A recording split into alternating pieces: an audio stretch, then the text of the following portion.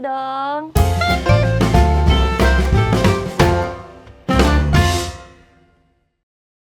Assalamualaikum warahmatullahi wabarakatuh. Perkenalkan, nama saya Dr. Gigi Astri Zureda Janati, biasa dipanggil Dr. Gigi Astri. Saya merupakan dokter gigi umum full-timer di Rumah Sakit PKU Muhammadiyah Surakarta.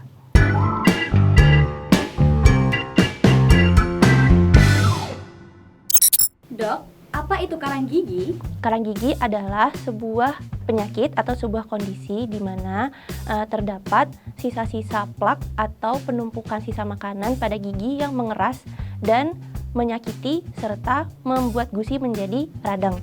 Katanya karang gigi bisa hilang sendiri kalau rajin sikat gigi. Bener nggak sih? Itu mitos ya. Jadi faktanya adalah karang gigi itu tidak bisa hilang dengan hanya menggunakan sikat gigi.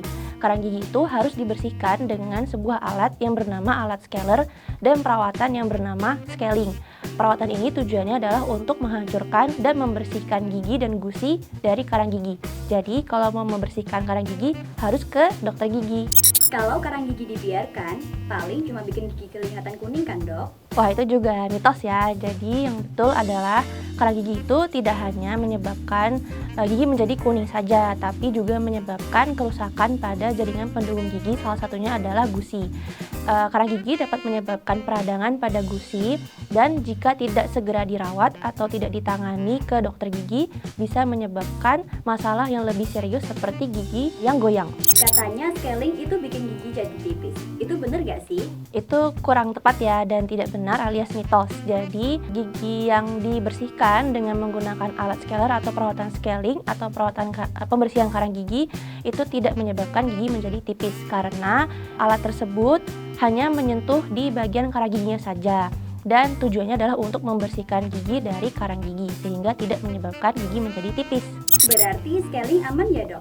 Tapi kok katanya sakit? Nah, ini juga ya izin meluruskan. Jadi sebenarnya kalau kita melakukan perawatan scaling itu biasanya yang terjadi adalah sedikit rasa ngilu atau linu. Karena alat untuk membersihkan karang gigi prinsipnya itu sedikit ada getaran dan adanya semprotan pada air. Ini yang menyebabkan gigi terasa sedikit ngilu, tetapi untuk rasa sakitnya itu bisa ditoleransi dengan baik. Bener gak sih kalau jarang makan manis pasti bebas karang gigi? Itu juga belum tentu benar ya alias mitos. Jadi kalau kita jarang makan manis itu belum tentu bisa membebaskan kita dari karang gigi. Jika kita tidak rajin untuk menjaga kebersihan gigi dan mulut seperti rajin menyikat gigi dengan cara yang tepat, itu juga akan tetap menimbulkan karang gigi pada gigi dan gusi kita. Dok, bagaimana cara mencegah karang gigi muncul kembali? Cara mencegahnya yaitu yang pertama, kita harus rajin melakukan sikat gigi 2 kali sehari, pagi setelah sarapan dan malam sebelum tidur. Yang kedua, kita harus membiasakan diri untuk membersihkan lidah kita karena permukaan lidah kita yang kasar sehingga memudahkan sisa makanan untuk terjebak pada lidah kita. Yang ketiga, membiasakan diri untuk menggunakan dental floss atau benang gigi untuk membersihkan sisa-sisa makanan di sela-sela gigi. Dan yang terakhir, untuk melakukan check up berkala ke dokter gigi minimal 6 bulan sekali, atau jika ada keluhan nyeri pada gigi atau gusi bisa untuk segera ke dokter gigi.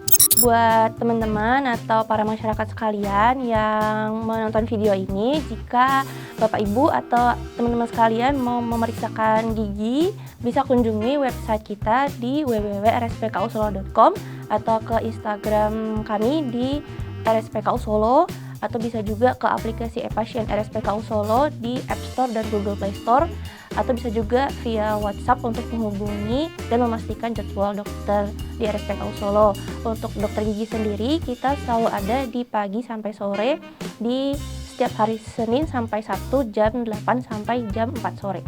Seperti itu.